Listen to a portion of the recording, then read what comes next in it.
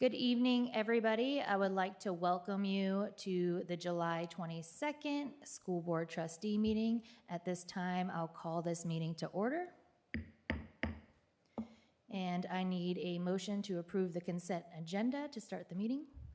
I have Ms. Powell and seconded by Ms. Crosby. Any discussion? Hearing none, I'll call for the vote.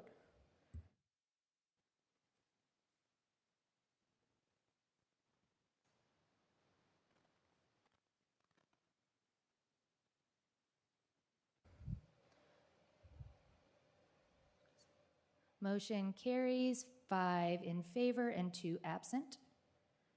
And then at this time, we are going to move over to our district highlights, and I will turn it over to Ms. Carrie-Ann Troy. Thank you. Good evening, board members, Superintendent Dr. Robbins. At this time, I'll turn the podium over to Jason Walsh to do the board highlights.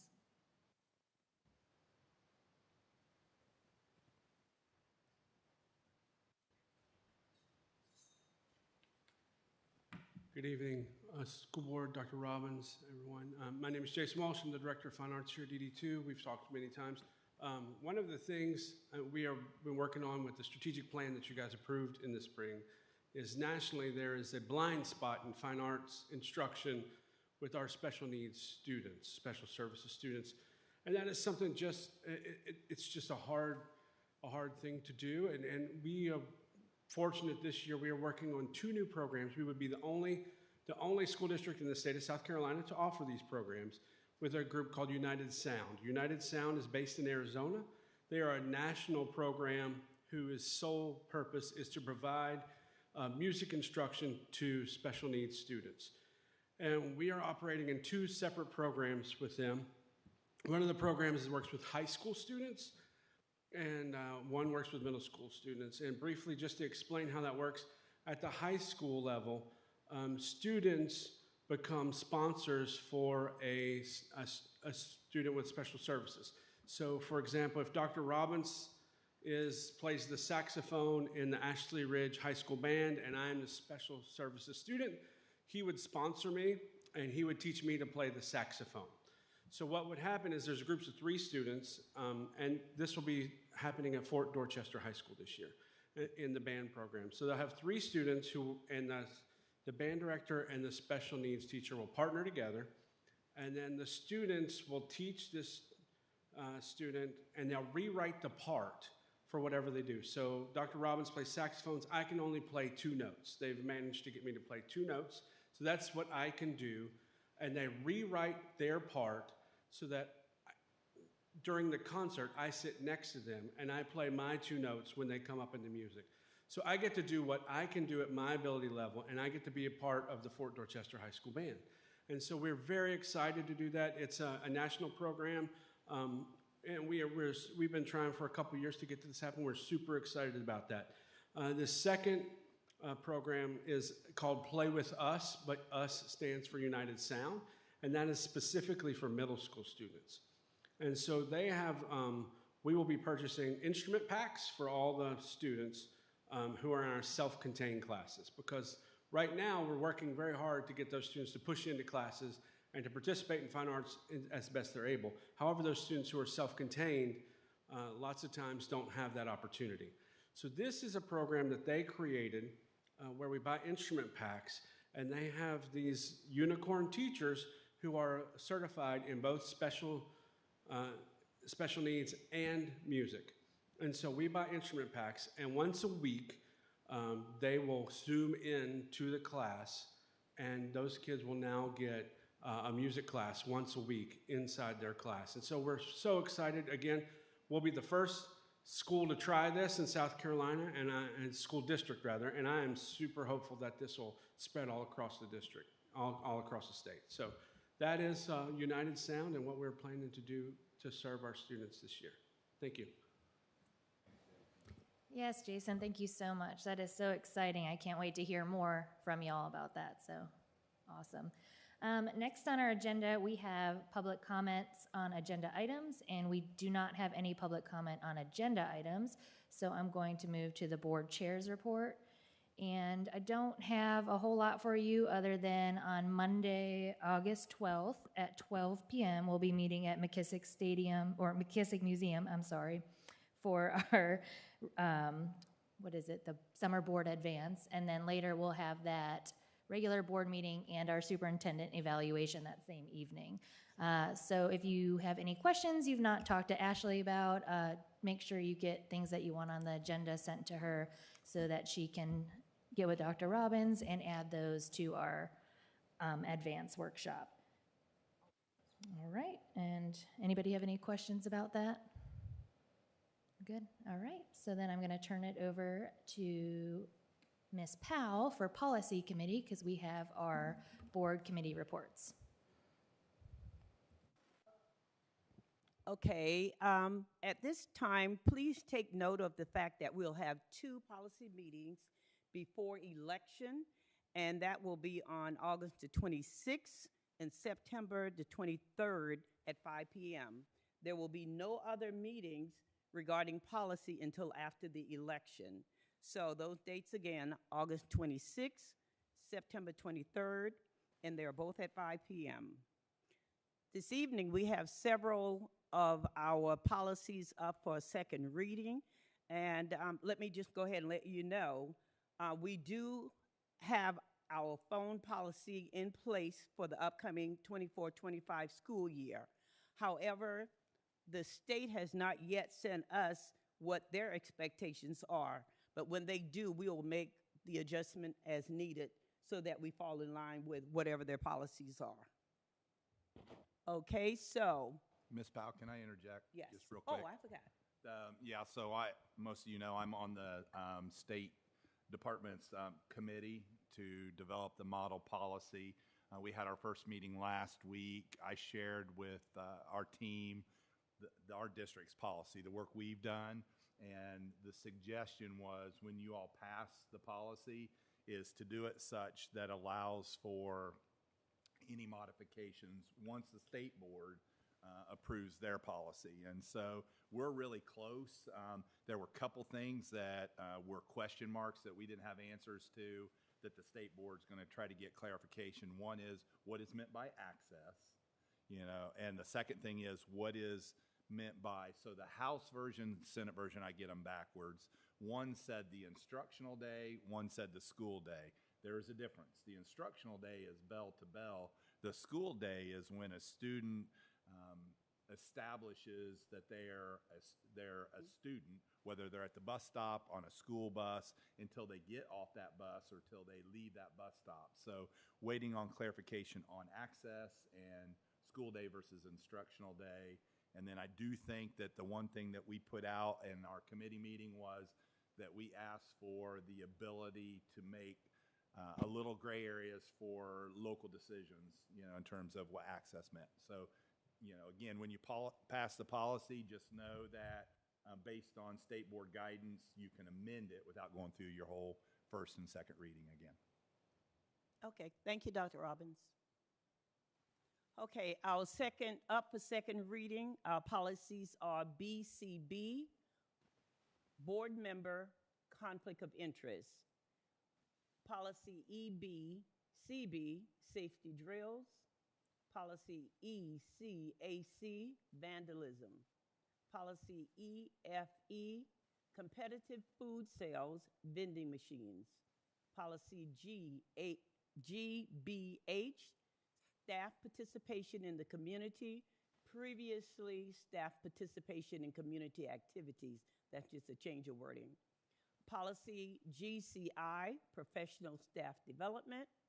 Policy GCQC/GCQD, Resignation of Instructional Staff, Administrative Staff.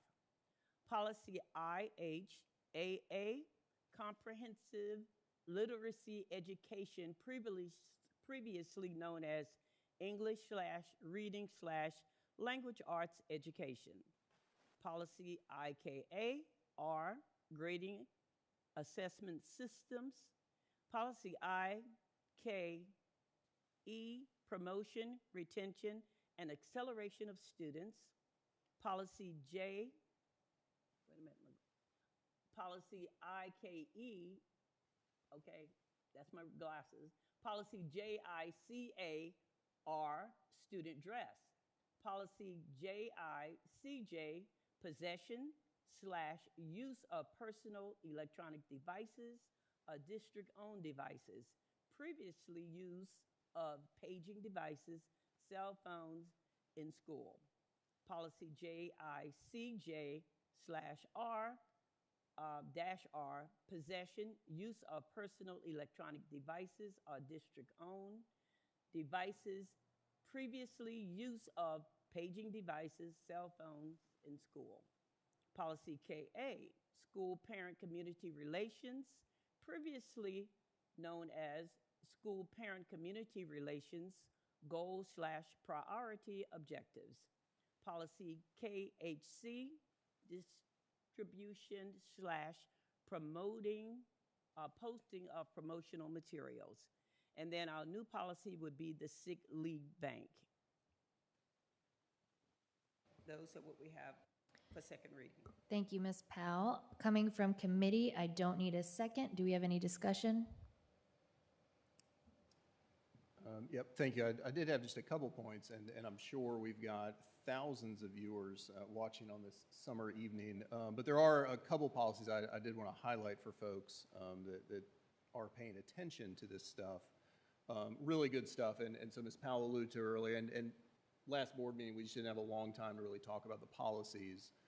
But taking part in the policy committee discussion, that phone policy for our school district, that's something our educators have been screaming for a while now, and really the intent, folks, and we're hearing it already. We're hearing from parents. Oh, you're taking away cell phones. Oh my God, what are we going to do? That's not the intent. The intent is it's twofold: to protect instructional time for our teachers, and then B, unfortunately, we see it a little bit at the middle school level, but at the high school level, we're seeing some safety concerns with the cell phones, and so we're really trying to kind of hone that in and bring that back. So that's the cell phone policy. That's the first one. The other one for our educators, if you haven't taken a look, the sick bank, the sick leave bank, that is a huge win. That's something DD2 had years ago. It kind of went by the wayside. We had some issues with it, but we've been able to now bring it back. So I want to make sure folks know, understand, and are all in on that policy. And then one that is near and dear to my heart, of course, IHAA worked a number of months on it. That's our new literacy policy. We talked about first in the district. Mr. Walsh talked about, first for our fine arts program. This is another first of its kind policy in the state of South Carolina. That it really goes into comprehensive literacy instruction, talking about reading science throughout Dorchester District 2. And what it's really doing is reiterating from the board level, from a leadership level, that Dorchester District 2 is all about literacy. We believe in it. It is heartfelt, and we mean it so much that we're putting it into policy. So again, so it's really important, and I just want to do a really quick shout out because there was a team of educators, a team of professionals within our school district that really helped put that together, that specific policy over a number of months. And so I just want to make sure to applaud their efforts and say thank you. So that's what I got. Thank you. Anybody else? I'd just like to say I try to stay alert as to what's happening nationwide, and the phone policy is something that is of concern nationwide, and a lot of people are implementing means by which they can protect the academic day as well as the students themselves. Thank you both. Excellent points, and I appreciate you highlighting all that hard work coming out of policy committee. I think there's a lot of wonderful things coming out. So at this time, I'm going to call for the vote.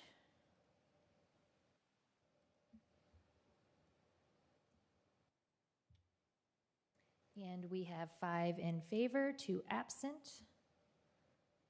And then next on our committee reports, we have the Finance Committee. Ms. Crosby, I know Evan's not here. Do you guys have anything under the Finance Committee? Okay. Then next we have Facilities Committee. Justin?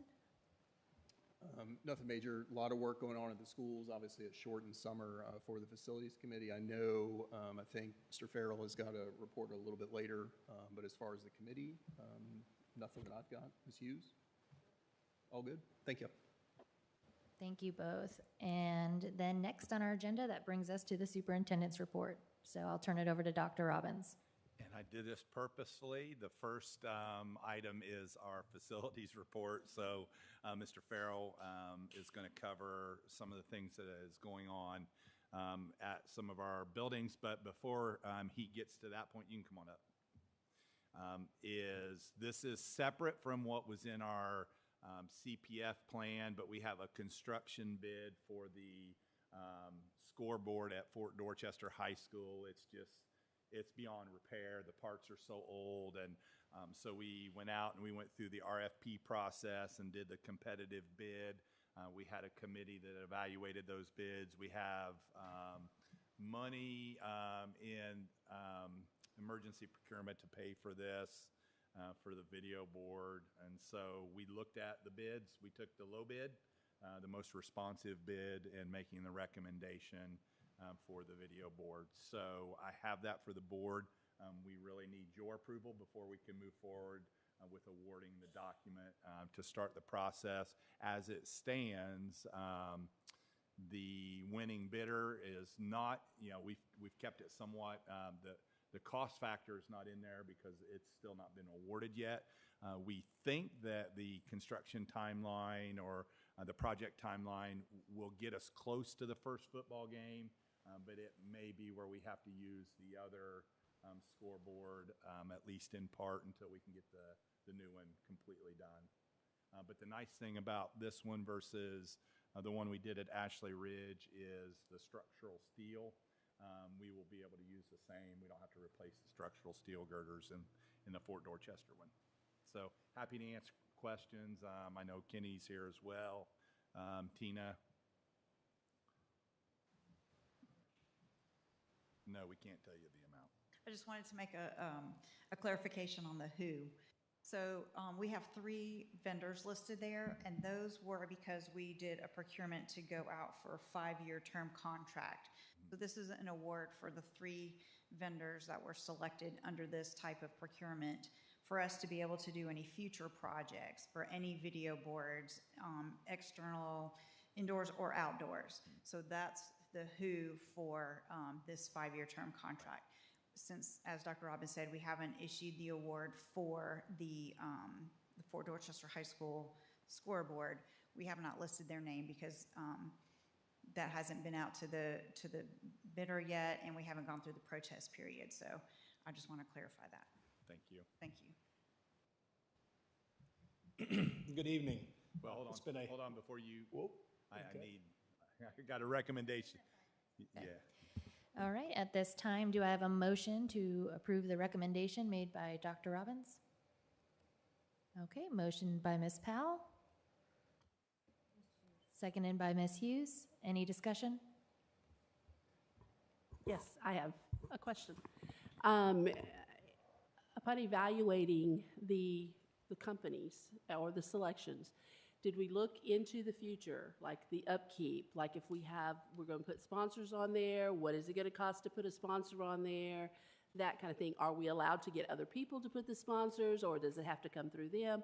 That kind of thing. Part of the nice thing about this board, what we tried to do that's different from the board you see behind us at McKissick Stadium, it's a video board, and so it's all electronic. So the sponsors will all be on the board, much like Ashley Ridge's board. Okay, so nothing graphic-wise around the board or any of that kind of stuff? We don't have sole spots or No. whatever that are there that we have to upkeep and that Correct. kind of thing? Yes, Okay, okay. Excellent question, Ms. Hughes. Does anybody else have any questions? Comments? All right, at this time, I'll call for the vote then. Yes, no problem. It will be a manual vote, so all in favor, could you signify by raising your hand? All right, 5 in favor, 2 absent. And I'll turn it back to you, Dr. Robbins. All right, Mr. Farrell. All right. Good evening. Summer has been short and furious, and we are still working around the clock, but our abatements at 4 campuses, Austin, I mean, 4 campuses, yeah, 4, Austin, Span, Somerville, and Knightsville are wrapping up. Somerville High School is getting the 2nd floor. The tiles going down, the Texas granite, which we put last year on the 1st floor, which is a huge piece.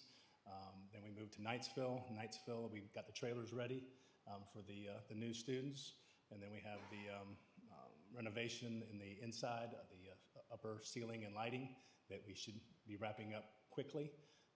And then we moved to, Austin, and then we moved to Fort Dorchester High School. The new media center is ready. We're about halfway with the old media center conversion.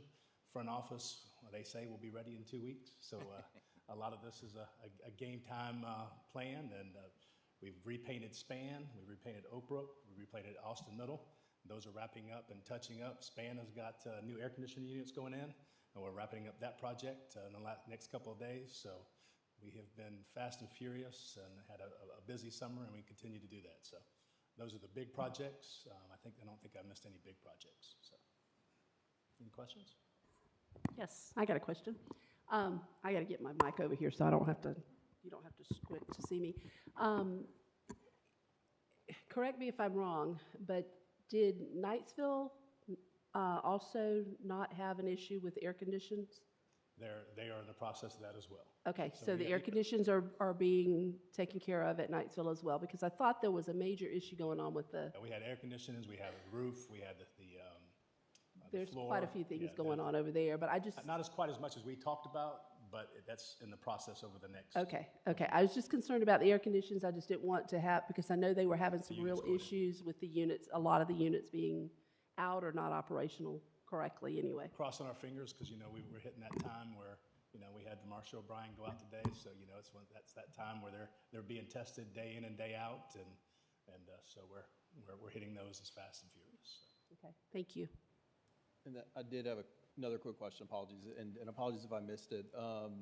Learning colleges at Sand Hill, where do those stand? Okay, they got here early, earlier than expected. Well, let me rephrase that. They got here earlier than they told us they were going to get here after they moved them back. So they did get here the 4th of July week. So right now we are fast and furious. We have water, we have electricity, we have security going in. We're waiting for the ramping system to come in, and that'll come in the 29th. It'll take 3 days to put that down, concrete 3 more days, and then OSF. Then we have to wait for OSF to give us the clearance. So it is going to be a game time few days after.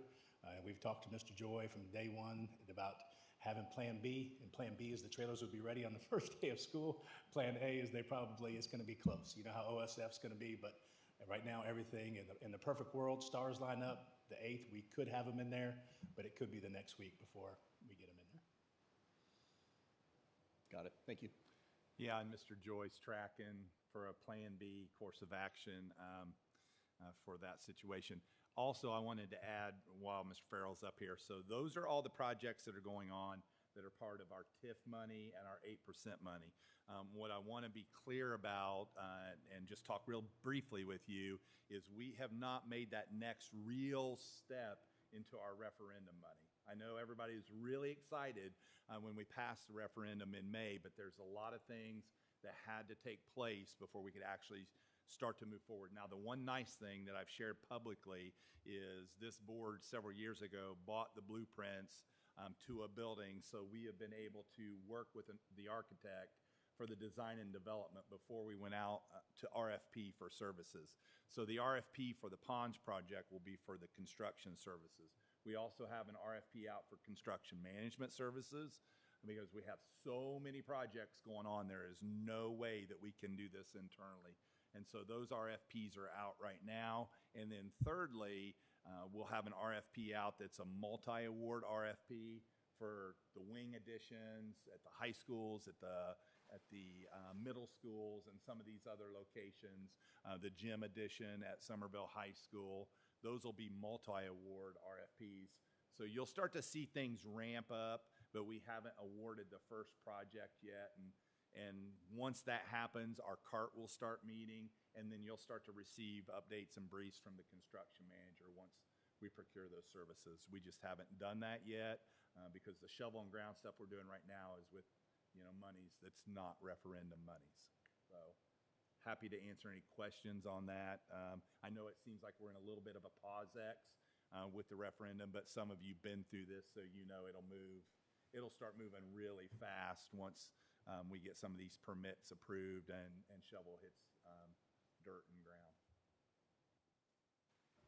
Yeah, Dr. Robbins and I spoke earlier about it, and my only concern was the fact that the purpose for approving or going for the special election or the special referendum was so that we could get out there quickly and so that we can make sure that we got the best prices and we got the best construction companies out there working with us.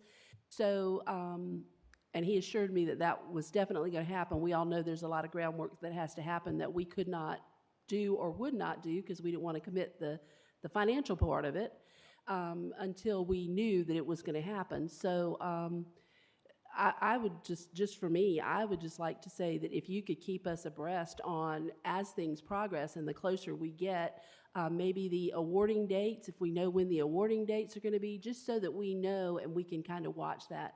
Because we did promise that to the community, and I want to make sure that that follows through, so. So we are working with a local architect as well. He's worked with us, Don Boss, for years to create Gantt charts for every one of these projects that will be online. And again, we have the nice thing about owning the blueprints to the model we're going to use in the ponds. Those have already been submitted, and we're starting to submit the permitting request. And we do have the RFP out for construction services. So if you think, if we did not move forward with the referendum early, we would not even have started this process. So when November rolls around, we'll have a construction company, the architect, hopefully the approved plans will already be doing the civil engineering permitting request and making really, strong headway. We've met with the architects already. They feel very confident that if they get shovel in ground and start building in February, we'll be able to occupy in August of 26. So, but yes, absolutely. For each one of those projects, we'll start, once that starts, we'll make sure you guys are receiving weekly updates. Anyone have any more questions or anything else? All right, go ahead, continue, or are you done? Okay. He says I'm done. All right, Dr. Robbins? Next we have is the finance report. So Ms. Meunier.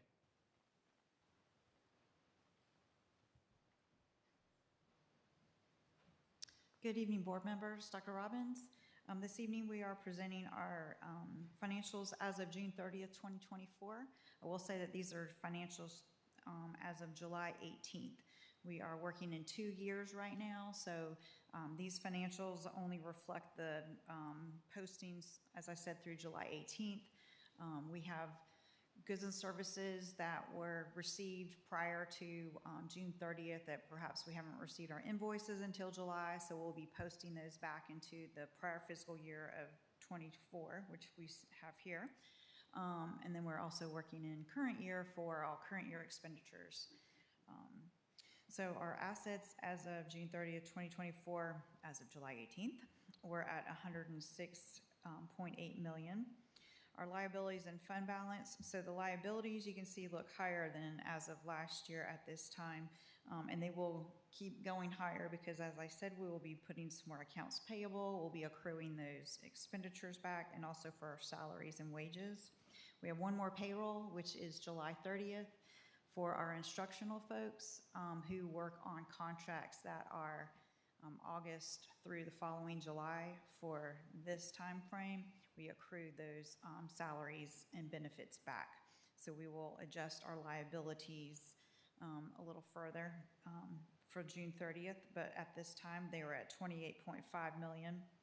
And when we adjust those liabilities, that will decrease our fund balance. But right now, as it stands, we're at 13.2 increase for fund balance. When we look at our cash flow, I'll be sure to point that out, what it will probably most likely look like. Our next report is the schedule of revenues, expenditures, and changes in fund balance. We've been working also to accrue back our revenues. So the state usually sends us 13th-month payments, so in July, that they send us in July for the June timeframe, as well as some of our taxes we have received in July for the FY24. So we did well based on what the county proposed as our property taxes. We got more revenues. At this time, it's close to $4.5 million. That's great. Our investment earnings were a lot higher than what we had anticipated. We didn't know that interest rates were still going to be at 5.5% for the whole year, so we were able to earn some more revenues there. Our state revenue in lieu of taxes was also higher, and our state aid to classrooms was higher. So I think we've captured all of our 13th month payments. We'll see if anything else trickles in the rest of this month. We're still working on our closing entries. As I pointed out before, pardon me, so our total revenues at this time were $271.3 million. For the instruction, under the expenditures, under that instructional support is where we'll see the one more payroll that will be posted there that will increase those expenditure line items. We had anticipated to use $4.4 million in our fund balance. That shows the net change in fund balance, but right now we're at 13.2. So either way, we're going to be, if our expenditures that we're posting at the end of July that are going back will still be higher than we had anticipated, we won't need to go that far into our fund balance for FY24. So that's great news. So our next report, Wanda, is the cash flow analysis, and we have filled up every column from July through June. We have filled it up for FY24. It's crazy, time flies. So for our June column, which is one column to the left of the total, we had anticipated that our expenditures, if you go almost all the way down to the bottom, above the black line, of $46.4 million for this 1 month. So that's including the July expenditures that are getting posted back. So we're still working on doing that with the payroll and the goods and services that were received that we're posting back in FY24. So if you look at our revenues and the anticipated full expenditures, we had anticipated that our fund balance would go down by $931,000. So that's not as bad as what we had budgeted. We were going to use $4.4 million. So that will leave us with a fund balance at the end of the year projected at 24%. We had included in our budget for FY25 to use $4.6 million, which would bring our percentage down to 21%. And fund balance is a hot topic at the state level, so I just wanted to make y'all aware of that. So, which is really good. That gives us a good posture for, in the event anything happened, God forbid, we don't want that to happen, but if we had any hurricanes or we weren't able to get our revenues on time, and we won't have to get a TAN to get us through until the property taxes come in. So having a healthy fund balance is very important. Also, the very bottom section is about our food service fund balance. We would be at $4.6 million. Again, we're still working to accrue expenditures back for last year. And that's pretty much all I have for our June 30th financials, if anybody has any questions. Thank you, Tina. Any questions? Okay, at this time, I would like to accept the finance reports as information, or I would like to ask for a motion to accept the finance reports as information only. Yes, I have a first by Ms. Barbara Crosby. Do I have a second? Seconded by Ms. Hughes. Let's call for the vote. Emmanuel, she said manual. And that will be a manual vote, so all in favor signify by raising your hand. We have 5 in favor, 2 absent, and then I will turn it back over to Dr. Robbins. Thank you. Thanks, Ms. Meunier. And as you can see, we're with what we have invested in the last contracts, we feel pretty confident and comfortable in where we are financially. Next thing I have is student enrollment recommendations for 24-25. I also spoke with Ms. Bohannon today, and we won't have another board meeting before the start of school. So these recommendations are before you. A lot of things coming across her desk are the grandfathered from the rezoning. But we would ask that you would give us tentative approval to grant those, recurring requests for the upcoming school year before we get to the next board meeting. If not, what we would have is students that would potentially start at school A, and then we'd wait for a week or so, have a board meeting, you approve them, and then we'd move them to school B. So are you saying just the grandfathered? No, student, or just any of them? Okay. Any request, as long as we stay consistent to what we've been All right. recommending. Does the board feel good about that? Feel comfortable about that? Everybody? And go ahead. I was just going to say, we have been, with the elementary schools, obviously very protective of Beach Hill and Sand Hill because they're over capacity. So we're really only looking at situations where they'd be going into schools where we have space. I make a motion that we grant, that we accept the ones that as presented, as well as grant him the authority to approve the upcoming ones for the prior year to keep students from being out of school. All right, I have a motion by Ms. Hughes and a second by Mr. Farnsworth. Any discussion? All right, all in favor? Oh, wait. Is this digital? Yes. All right, I'll call for the vote.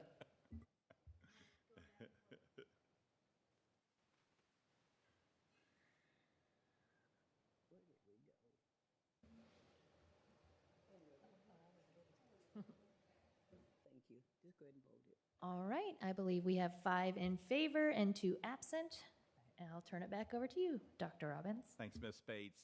Next item we have, I'm actually very excited about this one. The next 2 things I'm really going to talk about go in line with what Mr. Farnsworth mentioned in terms of our sick bank.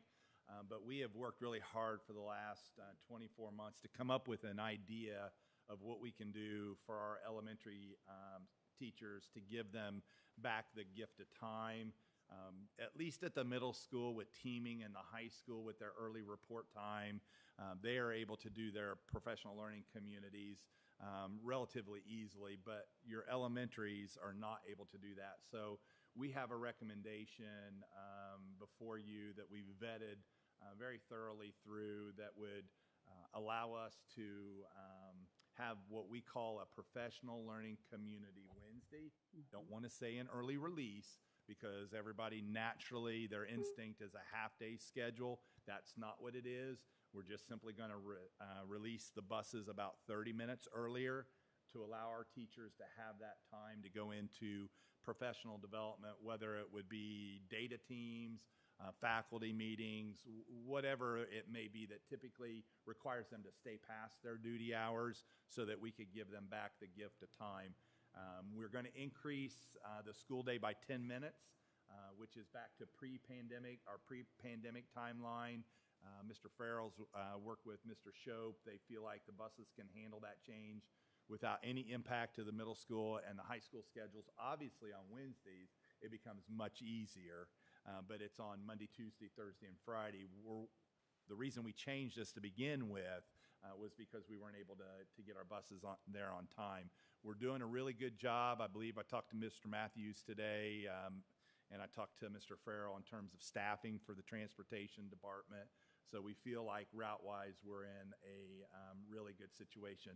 All of our staff members that typically participate in dismissal procedures will still carry out those procedures. It's just now we're giving them 30 minutes where they can go back in the building and sit down for their PLCs, which would, in essence, we're releasing 30 minutes early, but that gives them 45 minutes of professional development time for them. So trying to give them back the gift of time. So we would make this recommendation that we modify the elementary bell schedule every Wednesday by 30 minutes, but we're also starting the day or increasing the length of the day by 10 minutes every day.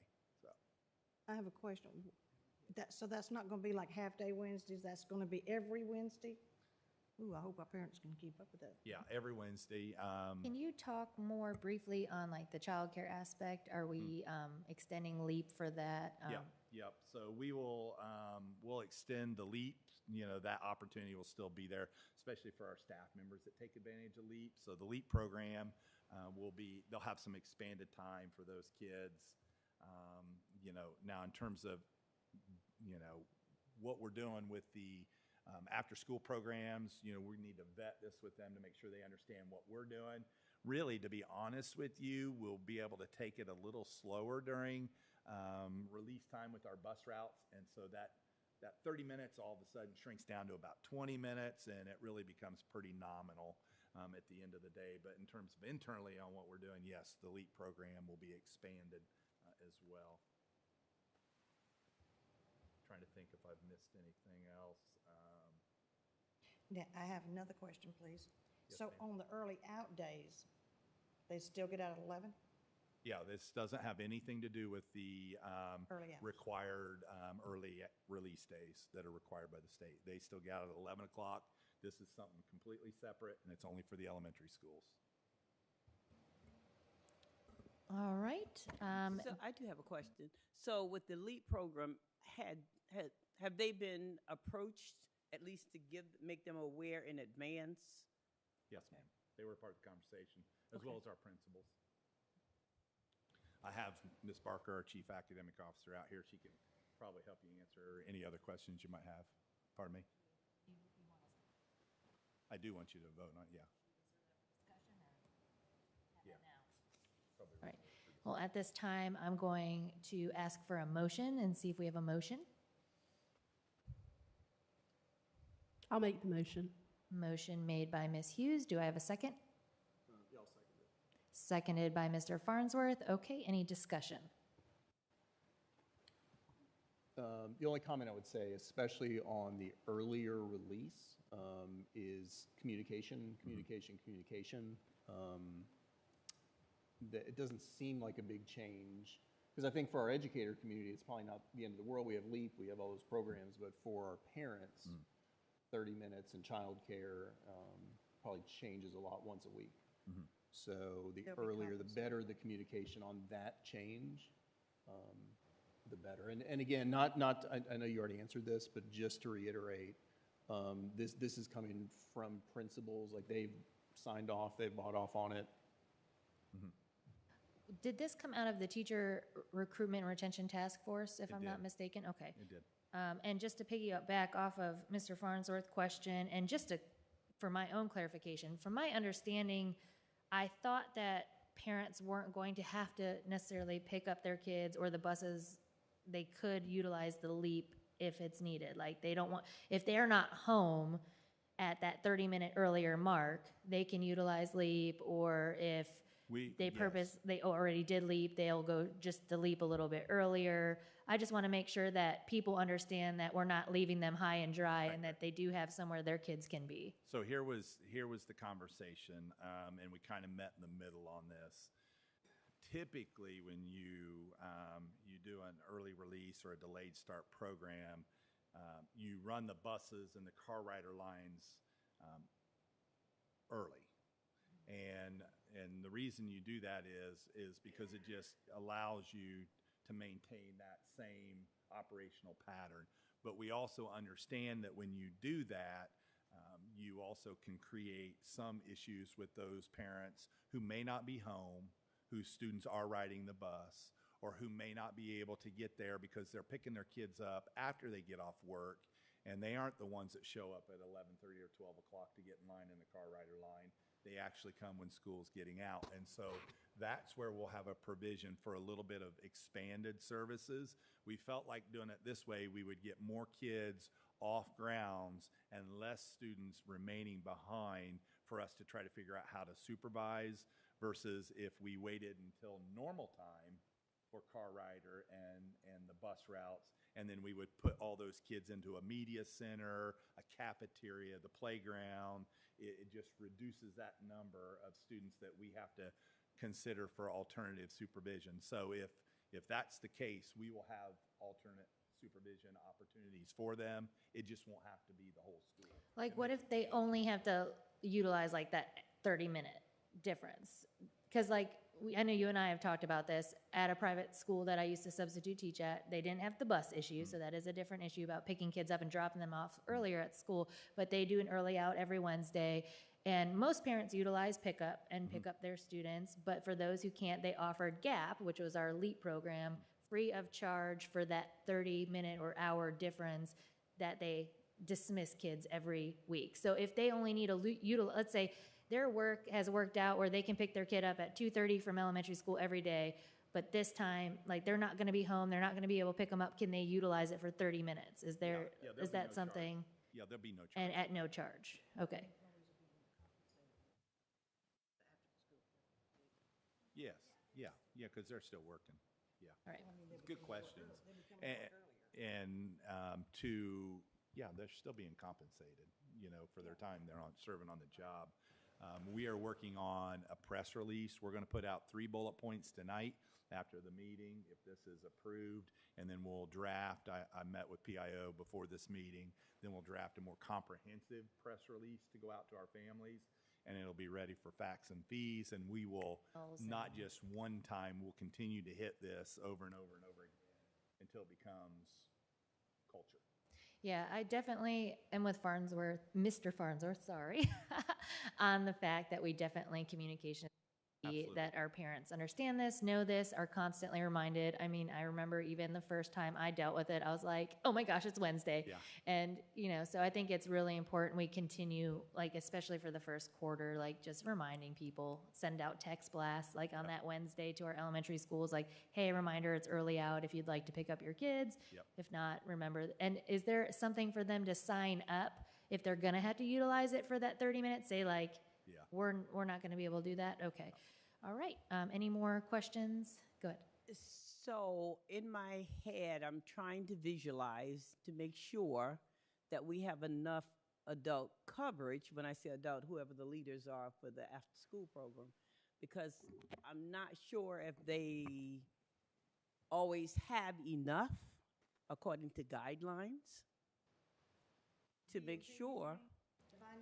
If I'm not mistaken, is this like maybe those people who utilize it for just aren't going to be there till like 4, 5, 6? Are they going to just kind of be in a centralized location, kind of more of like it's just a temporary hold room for 30 minutes, which is very different than more of a structured? Oh, it's not like a part of the regular. No. Okay. So they'll probably I'm just trying to make sure Yeah. they're not overburdened and all of that. So, okay, we're kind of good like then. when you drop them off in the morning, they're all in the media center and they're sitting in their lines, mhm. and that's like usually like a 30, That would be 45-minute different. Okay. process. I'm assuming it'd be similar to that, I would guess. All but right. You can clarify. It will be. We'll use big spaces depending on the school and the amount of space we need and the adults that we need. Again, I think once people become accustomed to it, the number of students that will require that will, well, I've done this several places. You'll see that number start to diminish, but we'll be prepared for it to start out the first. And I believe as soon as the parents become more adapted to that new way of dropping them off on Wednesdays, that would be to our advantage, and we wouldn't have a problem like that. Yes, ma'am. Just kind of thinking out loud. Yeah. Thank you. All right, is there any more discussion or questions? All right, at this time, I'll call for the vote. It should be on your screen.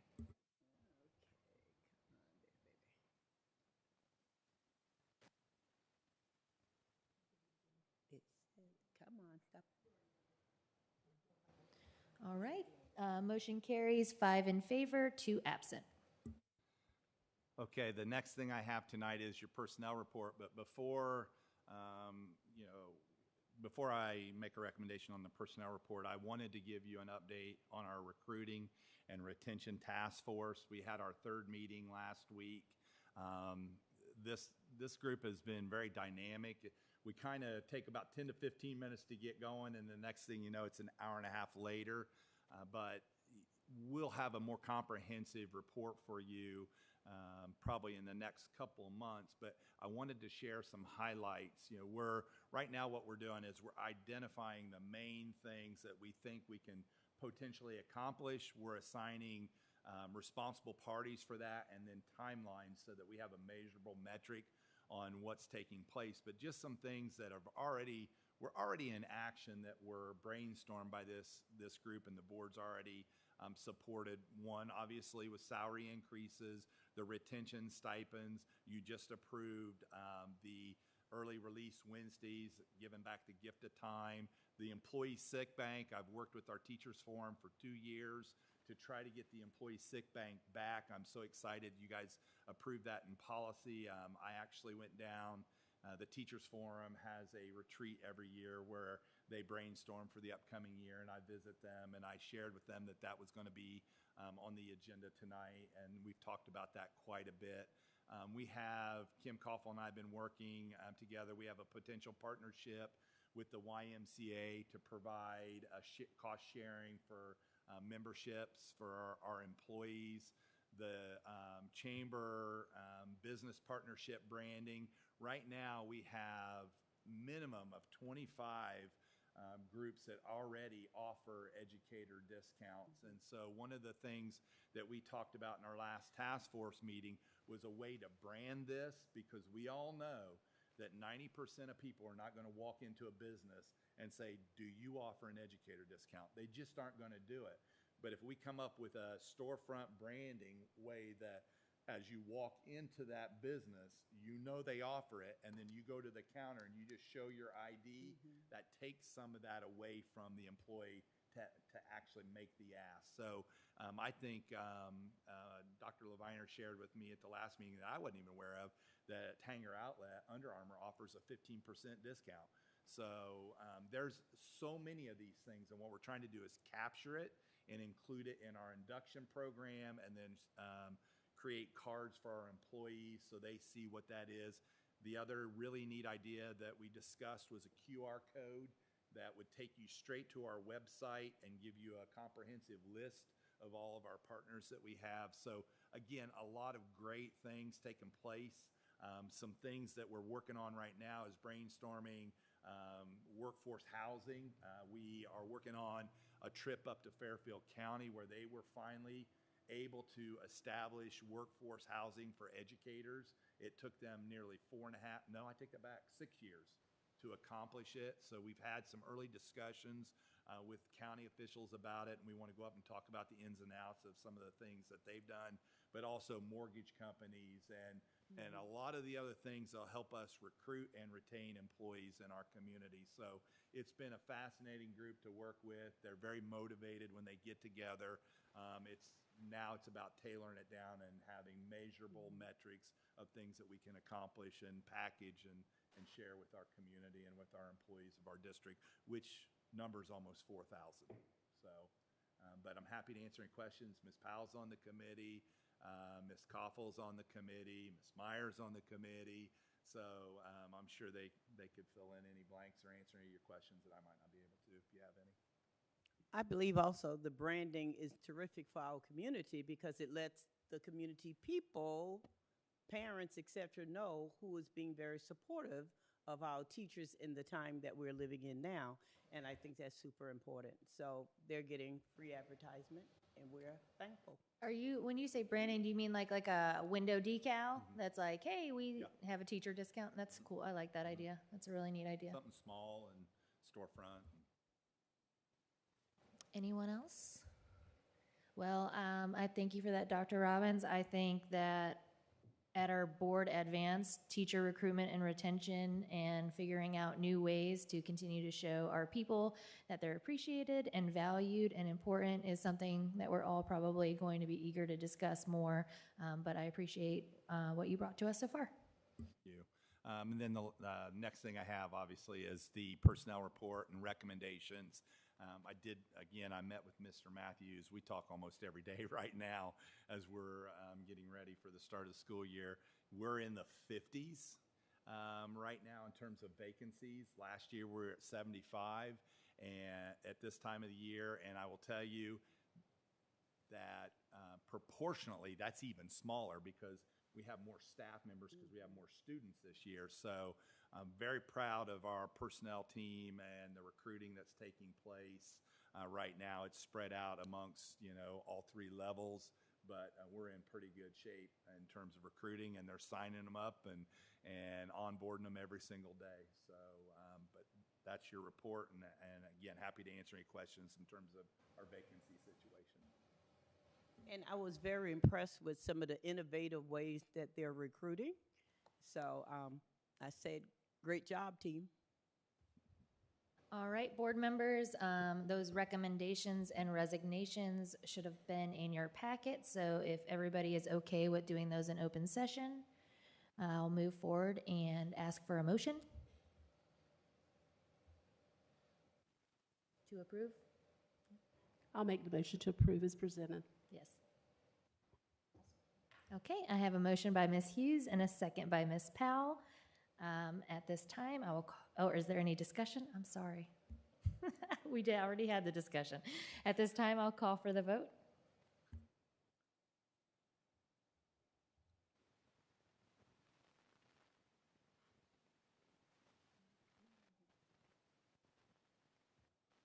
All right, motion carries, 5 in favor, 2 absent. Thank you. And then the last parting thing I have for my report tonight, I apologize, I didn't get it done to have at your seats, but I will have an invitation for you. Our symposium, our administrator symposium is the 29th and the 30th of July. And so I offer an invitation to you. Breakfast is at 7 o'clock.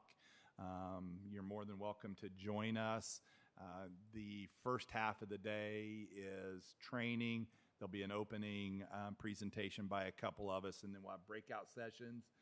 And then we are going to do our second annual DD2 Works for You community service. And so talked to Dr. Wilson today. We have several things lined up, working with the YMCA, Habitat for Humanity. We're waiting to hear back from the Parks Department. We're going to have, for those people, because it is pretty hot and humid, and so for those people that really probably shouldn't be outside working in this weather, we also are going to have the mobile blood bank here at the district office where people can sign up to donate blood. And again, last year was amazing to have 150 people serve in our community in a different capacity, and I think they enjoyed it. And the feedback I got from the community partners we worked with, they enjoyed it as well. So that will be in the afternoon that day. But again, I'll get you invitations. You're more than welcome to join us and speak to the staff. Can we join you for the volunteering? You know, you can join us. I love Yeah, a serve absolutely. day. You're more than welcome to join us for the volunteering, but to speak to the staff as well. So.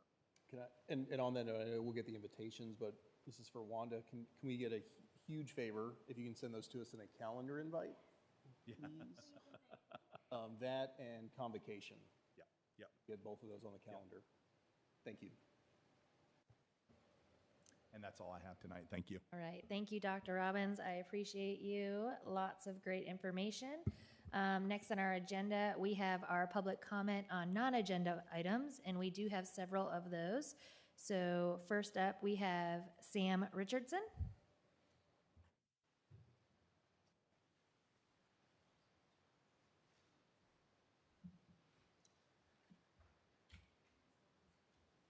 Thank you for your indulgence and the opportunity to speak with you this afternoon. I want to speak with you about a very good man that had a big impact in my life.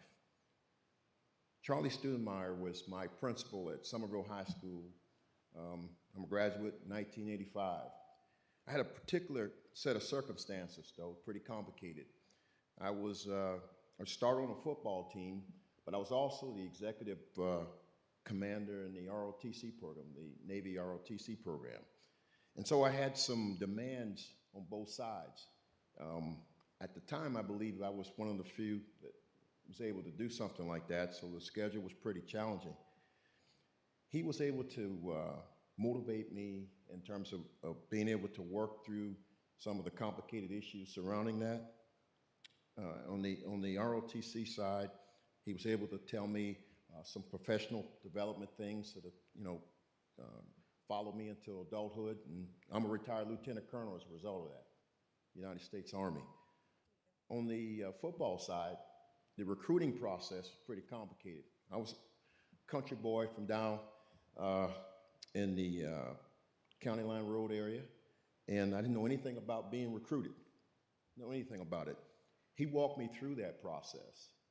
He talked to my recruiters.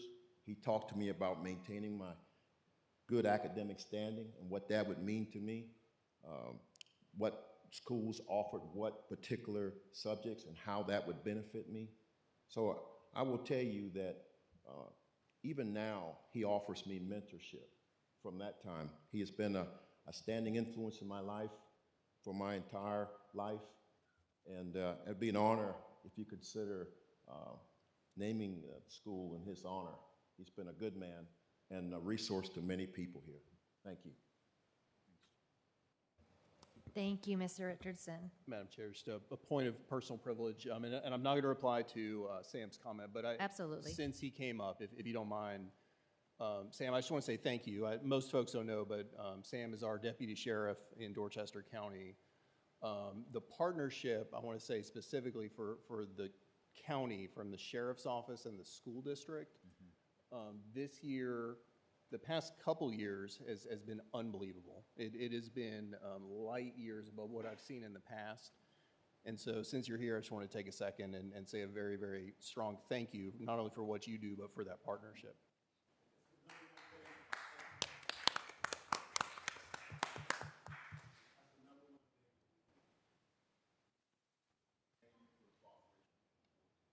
Absolutely. I could not agree more, Mr. Farnsworth.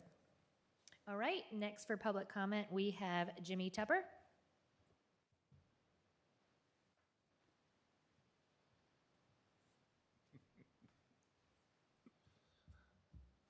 Thank you for having me, Jimmy Tupper. I'm here also to talk about Charlie Studemeyer. I would like to ask the school board to vote before November to name the next school after him while we have a consensus school board before the unknowns are out there. I would also like to put Charlie's name in the front of that list. He had dedicated over 45 years of his life to education, with 22 being in DD2 and 8 years on the school board. I have known Mr. Studemeyer for 40 years. He coached me as a young child and always kept up with me when what I was doing throughout life. Many people can go through all the awards Mr. Stoudemire received, but to me, he stands out in a different way. He battled a vision disability and never once let it get in his way. He worked nonstop with no excuses. He volunteered with no hesitation, and he checked on you when he didn't have to. Mr. Stoudemire is a man all people should look up to and want to be like. In today's society, the world looks for many reasons not to do something.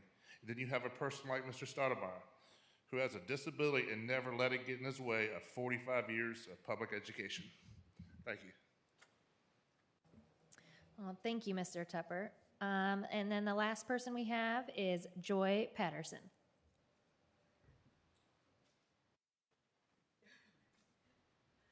Well, I'm Joy Patterson, taught with Mr. Stoudemire, also started at Flowertown, and I'm speaking. It's hard to follow you two gentlemen, but everything you said was true, and I just feel like he's a wonderful person, a great leader.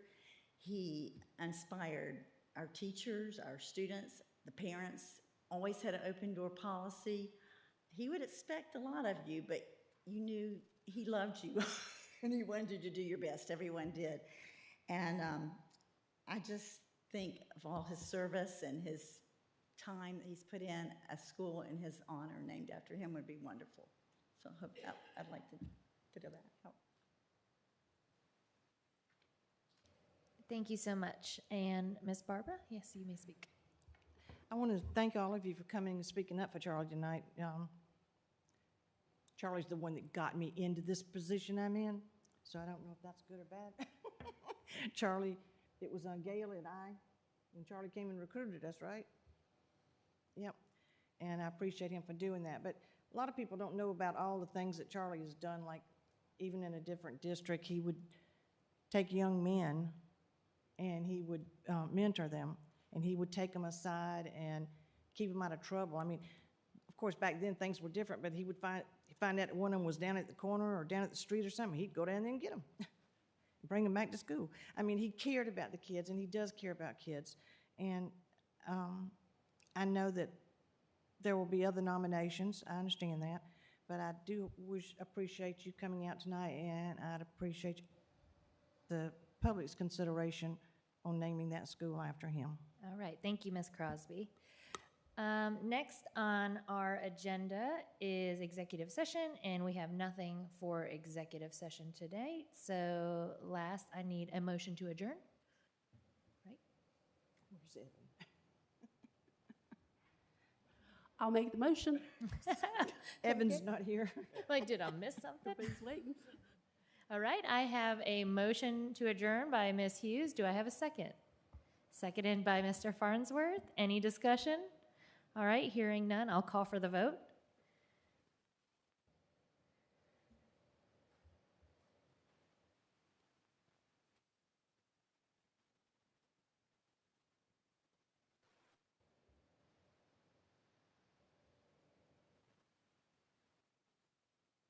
All right. All right, and the motion carries 5 in favor, 2 absent.